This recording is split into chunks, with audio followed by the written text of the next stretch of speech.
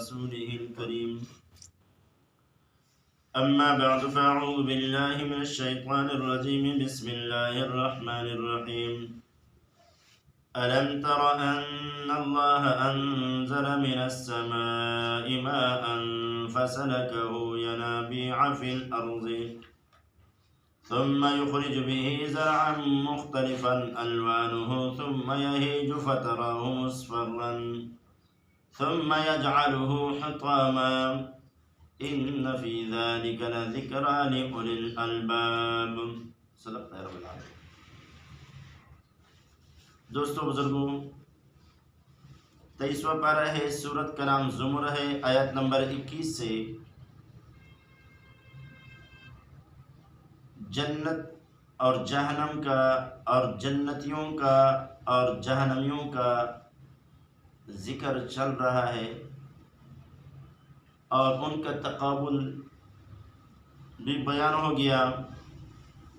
آج کی زیر درس آیات میں اللہ رب العزت نے دنیا کی مثال بیان کی ہے کہ یہ دنیا کس طرح ہے، دنیا ہے کس طرح اور دنیا کی زندگی کس طرح ہے، اور پھر آخر میں کیا ہوگا۔ اللہ فرماتا ہے الم ترى، کیا تو نے نہیں دیکھا ہے اے مخاطب کہ ان اللہ انزل من السماء ماء، کہ بے شک اللہ نے نازل کیا ہے، اتارا ہے اوپر سے پانی۔ سما کس سے کہتے ہیں؟ سما انسان کے سر کے اوپر جو بھی چیز ہے وہ سما ہے، ستاروں کو بھی، چاند کو بھی، سورج کو بھی، بادل ہے، تو انسان کے اوپر سے جو ہوتا ہے اس کو سما کہا جاتا ہے۔ تو یہ اللہ رب العزت نے پانی اتارا ہے اوپر سے، نازل کیا ہے اوپر سے۔ تو دوستو بزرگوں، اب دیکھو پانی نظر آ رہا ہے؟ کچھ بھی نہیں، لیکن اللہ بادل لاتا ہے، پھر ان بادلوں سے پانی نکالتا ہے، اور اس بادل کو دیکھو اس میں بھی پانی نظر نہیں آتا۔ تو اللہ فرماتے ہیں کہ اے مخاطب، کیا تو نے نہیں دیکھا ہے کہ بے شک اللہ نے اتارا ہے آسمان سے ماء پانی، فسلکہ ینابیع فی الارض، پس چلایا اس کو زمین کی چشموں میں۔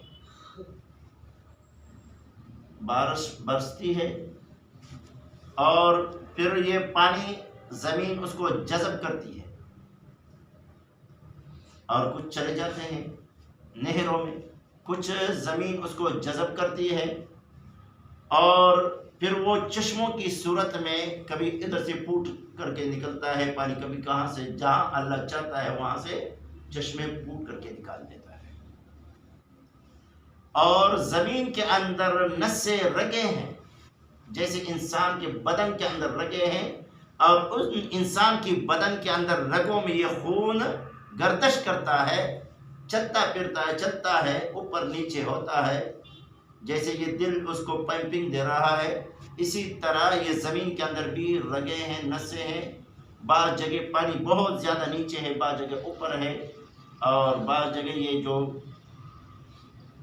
کنویں کا کھودنے والے ہیں وہ جانتے ہیں۔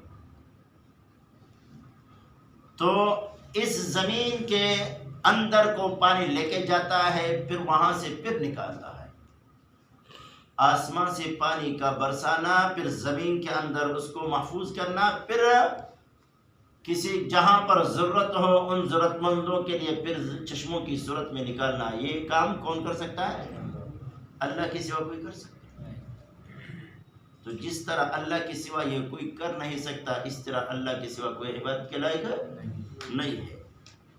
آگے اللہ فرماتے ہیں ثم یخرج به زرعا مختلفا الوانه، اللہ اکبر، آسمان سے پانی برساتا ہے، زمین اس کو جذب کرتی ہے، اور پھر زمین کے اندر تازگی آ جاتی ہے، اور وہ لہلہانے لگ جاتی ہے، اور ہری بھری بن جاتی ہے، کھیتیاں بن جاتی ہے، مختلف قسم کی چیزیں ان سے اگتے ہیں۔ اگر اور ہمیں پہچان نہیں ہے، دیہات کے رہنے والے نہیں ہیں، یہ ٹماٹر، بھنڈی، کدو، کریلا یہ کہاں سے آتے ہیں؟ کدھر سے آتے ہیں؟ زمین سے نا۔ تو اللہ رب العزت فرماتے ہیں المختلفا الوانہ، ان کا رنگ بھی الگ ہے ایک دوسرے سے۔ بھنڈی کا رنگ الگ ہے، ذائقہ الگ ہے، بینگن کا رنگ الگ ہے، ذائقہ الگ ہے، ٹماٹر کا رنگ الگ ہے، ذائقہ الگ ہے۔ اسی طرح یہ پھل فروٹ جو ہے، سیب ہے، انار ہے، انگور ہے، کیلا ہے، ہر ایک کا رنگ بھی الگ ہے، ذائقہ بھی الگ ہے، اور اس میں جو پانی ہے ان پانی کا جو مٹھاس ہے وہ بھی الگ ہے۔ کون کر سکتا ہے؟ ایک انار اٹھاؤ، انار کے اندر چھلکا کو ہٹا دو، ان کے اندر پھر چھوٹے چھوٹے پردے ہیں، اور ان پردوں کے اندر ایک ایک دانے کو پرویا ہے، اور اس دانے کے اندر رنگ کس نے ڈالا ہے اور ذائقہ کس نے ڈالا ہے؟ اللہ کسی وقت کوئی کر سکتا ہے؟ تو اللہ اپنی الوہیت سمجھا رہا ہے کہ او میرے بندوں مجھے پہچان لو، اپنے خوراک کی چیزوں کو دیکھ کر کے مجھے پہچان۔ اور سورہ واقعہ میں اللہ فرماتا ہے انتم تزرعونہ ام نحن الزارعون، کیا تم اس کو اگاتے ہیں یا ہم اگانے والے ہیں؟ کسان زمین کو ہل چلاتا ہے اور اس کے اندر بیج ڈالتا ہے، اور اس بیج کو چھپا دیتا ہے، چھپانے کے بعد پھر وہ اگاتا ہے؟ اگا سکتا ہے؟ اللہ پر بھروسہ رکھتا ہے۔ یہ تھر ہے، دیہات میں جاؤ جہاں پر پانی ہے نہیں،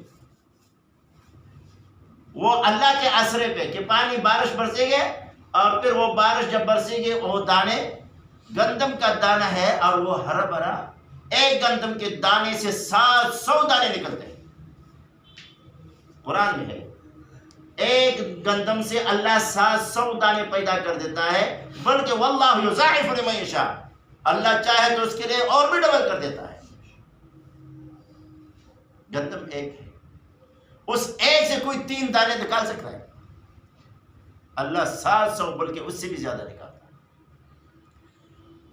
آگے اللہ رب العزت فرماتا ہے ثم یخرج به زرعا مختلفا ثم یہیج فتراہ، پھر یہ سوکھ جاتا ہے، یہ کھیتی سوکھ جاتی ہے، فتراہ مصفرا، کاٹنے کے بعد آپ دیکھو گے سوکھنے کے بعد یہ ہری بھری کھیتی کاٹنے کے بعد پھر کیا زرد بن جاتی ہے۔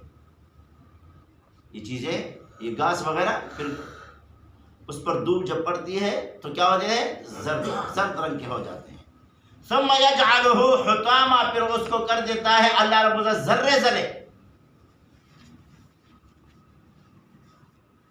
ایک گندم کا دانہ ہوتا ہے، وہ ایسا ہرا بھرا نکلتی ہے، وہ دانہ نکلتا ہے، پھر ان سے 7 خوشے ہوتے ہیں، ہر خوشے کے اندر 100 دانے ہوتے ہیں۔ تو پھر ان کو جب الگ کر دیتے ہیں، بوس الگ اور گندم الگ، پھر وہ ذرے ذرے ہوتے ہیں، چکی میں ڈال کر کے پیستے ہیں، پھر وزیر بھائی کہتا ہے۔ اور یہ تو سوچ لے کہ یہ دانہ، یہ میں ایک نوالا کہتا ہوں، یہ پیدا کس نے کیا، کس طرح پیدا ہوا، کہاں سے آیا، اور جو میں کہہ رہا ہوں۔ تو لہٰذا جو یہ نوالا میرے منہ میں جاتا ہے، میرے بدن کے اندر طاقت آتی ہے، تو یہ پیدا کرنے والا اس کا کون ہے؟ اللہ۔ تو اس سجدے کے لائق بھی، پکار کے لائق بھی، نہ کہ یا رسول اللہ مدد، نہ کہ یا غوث اعظم دستگیر مدد، نہ کہ یا علی مدد۔ ہم یہ کہتے ہیں، ہم یہی دعوت دیتے ہیں کہ اللہ کے سے مانگو، مانگنا ہے تو اللہ سے مانگ، مخلوق سے نہ مانگ۔ مخلوق جو بھی ہو، چاہے انبیاء میں سے کوئی نبی ہو، اولیاء میں سے کوئی ولی ہو، وہ ان کی عزت، رتبہ، مرتبہ ہم سے بہت زیادہ ہے، لیکن وہ عبادت کے لائق نہیں۔ عزت و احترام کے لائق ہے، قدر کے لائق ہے، لیکن عبادت کے لائق ہے تو صرف اور صرف ایک اللہ ہے۔ ثم یجعلہ، پھر اللہ اس کو کر دیتا ہے، اس ہری بھری کھیتی کو کیا کر دیتا ہے؟ حطاما، ذرے ذرے۔ یہ پوچھ دیکھیں، قریب بیچتے ہیں۔ آگے اللہ فرماتے ہیں ان فی ذالک، اور اس پر بات کرتا ہوں۔ اب دیکھو یہی اللہ رب العزت نے سورہ فاتر میں بھی ہے الم تر ان اللہ انزل من السماء ماء، یہ دیکھو یہاں بھی الم تر ان اللہ انزل من السماء ماء، یہ ہو بہو یہی آیات، لیکن کچھ فاخرجنا به ثمرات مختلفا الوانها، اللہ فرماتے ہیں ہم نکالتے ہیں اس پانی کے ذریعے میووں کو، پھلوں کو، ان پھلوں کا رنگ الگ ہے، ان پھلوں کا رنگ الگ الگ ہے، جیسے بتا دیا سیب ہے، انار ہے، اور کیلا ہے، امرود ہے، اور چکو ہے، کیا کیا رنگ، کتنی نعمتیں ہیں اللہ کی۔ اللہ فرماتے ہیں وَإِن تَعُدُّوا نِعْمَةَ اللَّهِ لَا تُحْصُوهَا، اے انسانوں اگر تم اللہ کی نعمتوں کو گننا شروع کرو گے تم نہیں شمار کر سکو گے، تمہاری زندگی شمار کرنے میں لگ جائے گی، ختم ہو جائے گی، لیکن اللہ کی نعمتیں شمار نہیں کر سکو گے۔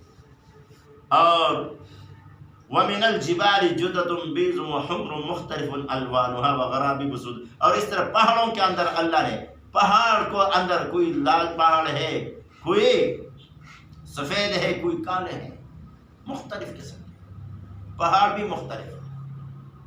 اور سورہ رعد کے اندر اللہ رب العزت 13واں سپارہ، سورت بھی 13واں، سپارہ بھی 13واں، سورت بھی 13واں، اور آیات نمبر تقریباً 4 میں اللہ رب العزت فرماتا ہے، سورۃ الرعد کے اندر اللہ رب العزت فرماتا ہے وَفِي الْأَرْضِ قِطْعٌ مُتَجَاوِرَاتٌ، زمین کے اندر ٹکڑے ہیں قریب قریب، یہ زمین کے ٹکڑے ہیں، اور وَجَنَّاتٌ باغات ہے، زمین کے اندر باغات کس نے دیکھے؟ زمین کے اندر باغات کس نے دیکھے؟ نہیں دیکھا تھا جی، بولو نا، ارے گدھے کے باغات نہیں دیکھے ہیں، سیب کے، انار کے، انگور کے نہیں دیکھے، کچھ تو بولو تھا، کوئی خرچہ نہیں آتا ہے، مہنگائی اتنی زیادہ ہو گئی، ایسا نہیں کہ کوئی پیسہ نہ ہو کہ پیسہ ہوتا ہے۔ اللہ فرماتے ہیں زمین کے اندر ٹکڑے ہیں قریب قریب، وجنات باغات من اعناب، کس کے؟ انگور کے، وزرع اور کیتیا ہے، ونخیل کھجور ہے، سنوان وغیر سنوان، اللہ رب العزت نے جو پیدا کیے یہ پھلوں کے، وہ جڑوں والے اور بغیر تنوں والے، بغیر تنوں کے، یسقا بماء واحد، کھجور کا درخت دیکھو، انگور کا درخت دیکھو، انار کا دیکھو، ہر ایک کا تنا بھی الگ ہے، رنگ بھی الگ ہے، اور پھل بھی الگ ہے، ذائقے بھی الگ ہے، ذائقے بھی اللہ فرماتے ہیں، اور کیا فرماتے ہیں اللہ فرماتے ہیں یسقا بماء واحد، ایک قسم کا پانی دیا گیا ہے، ایک قسم کا، آسمان سے ایک قسم کا پانی گرتا ہے زمین پر، اور اللہ انگور الگ اگاتا ہے، سیب الگ، انار الگ، کیلا الگ، امرود الگ، چکو الگ، بھنڈی، توری، کریلا، یہ سب کو سبزیوں کے اندر یہ رنگ، یہ ذائقے، اور اسی طرح پھلوں کے اندر رنگ، ذائقے، یہ پیدا کرنے والا کون ہے؟ یسقا بماء واحد، ایک قسم کے پانی سے، کوئی ماں کا لال ایک قسم کے پانی سے یہ مختلف قسم کی چیزیں پیدا کرے، کوئی پیدا کر سکتا ہے؟ جب پیدا نہیں کر سکتا ہے تو اللہ فرماتے ہیں میرے کو ان پہ پہچان لو، اور میرے بندو تو عبادت کے لائق میں ہی ہوں، میرے سوا کوئی نہیں ہے۔ آگے اللہ رب العزت یہ دلائل اللہ نے دیے ہیں، اور بھی ہیں، بس آگے اللہ فرماتے ہیں ان فی ذلک لذکرا، یقیناً ان دلائل کے اندر اللہ فرماتے ہیں البتہ نصیحت ہے، ان دلائل میں نصیحت ہے، اور نصیحت کو قبول کرنے والے کون ہے؟ کون اس نصیحت سے فائدہ اٹھائے گا؟ کون قبول؟ اللہ فرماتے ہیں الباب، عقل مندوں کے لیے، جو عقل مند ہوتے ہیں وہ اللہ کے سوا کسی کے غیر کے لیے سجدہ نہیں کرتے ہیں۔ عقل مند وہی ہے جو اللہ کے توحید کو مان لے، اللہ کی وحدانیت کو مان لے، اللہ کی ربوبیت کو مان لے۔ تو دوستو بزرگوں، آگے اللہ رب العزت نے اس طرح ہماری زندگی ہے، ہم جب پیدا ہوتے ہیں، جیسے یہ زمین سے آسمان سے پانی گرتا ہے زمین پر، پھر نیچے چلا جاتا ہے، تو اس طرح ہماری زندگی ہے۔ ہم دنیا میں جب آئے خالی ہاتھ، نہ ہمارے کپڑے تھے اور نہ ہمارے جائیداد کچھ، خالی ہاتھ آئے اور خالی ہاتھ جائیں گے، خالی ہاتھ جائیں گے۔ اور انسان جب پیدا ہوتا ہے نہ خود کما سکتا ہے، نہ بول سکتا ہے، نہ خود چل سکتا ہے، چلنے پھرنا بھی نہیں، اور اپنے کھانے کا بھی محتاج، اور اپنے یہاں تک کہ جو پیشاب کرتا ہے اس میں بھی دوسروں کا محتاج۔ پھر اس کے بعد جوانی آتی ہے، جوانی آتی ہے، خون کے اندر گرمائش آتا ہے، پھر کہتے ہیں یہ میرا، یہ میرا، یہ جائیداد، یہ وہ۔ اب اس کے بعد پھر یہ حالت جیسے چچا کی ہے، ایسی حالت آ جاتی ہے۔ جس کو اللہ عمر دے، یہ تو ماشاءاللہ الحمدللہ 84 سال عمر ہے اور الحمدللہ ہمارے ساتھ نماز پڑھتے ہیں اور درس قرآن کے لیے کتنا شوقین آتے ہیں۔ تو دوستوں بزرگوں، یہ چاچا کے، یہ بھی چاچا کی بچپن گزر چکی ہے، پھر جوانی ہے، اور اس کے بعد ایک بڑھاپا۔ اللہ الذی خلقکم من ضعف ثم جعل من بعد ضعف ثم جعل من بعد ضعف قوة ثم جعل من بعد قوة ضعفا وشیبا۔ اللہ پہلے کمزوری سے بعد طاقت کے بعد پھر کمزوری، بڑھاپا لاحق کر دیتا ہے۔ ایک انسان کے اندر کتنے انقلابات۔ اب جب ہم بیٹے ہیں، بچپن میں ہم جو پیدا ہوئے 3 دن کے، 1 سال کے تھے، کیا حالت تھی؟ پھر 5 سال کے بعد، پھر 15-20 سال کے عمر میں کیا ہماری کیا حالت ہے، اور پھر 50-60 سال والے دیکھو کیا حالت ہے، اور 80 سال والے دیکھو کیا حالت ہے۔ یہ انسان کے اندر یہ انقلابات بھی لانے والا کون ہے؟ اللہ ہے۔ تو اللہ فرماتے ہیں ان فی ذلک لذکر لأولی الالباب، یہ عقل مندوں کے لیے اس میں نصیحت ہے۔ عقل مند وہی ہے جو رب کی توحید کو مان لے، رب کے اللہ کی وحدانیت کو مان لے، اللہ کو وحدہ لا شریک مان لے، اللہ کی ذات اور صفات کو کے اندر کسی مخلوق کو شریک نہ کرے۔ جو کچھ کہا اور آپ حضرت نے سنا، اللہ اپنے دربار میں قبول اور منظور فرمائے، یہی ہمارے لیے ذریعہ نجات بنائے۔ وآخر دعوانا الحمدللہ۔ بیماروں کے لیے دعا کریں کہ اللہ جتنے بھی ہمارے بہن بھائی مسلمان جہاں پر جدھر بھی ہو بیمار ہے، اللہ ان سب کو شفاء کاملہ عاجلہ مستمرہ عطا فرمائے۔ یا اللہ جتنے بھی پریشان حال ہیں ان سب کو پریشان کو دور فرمائے۔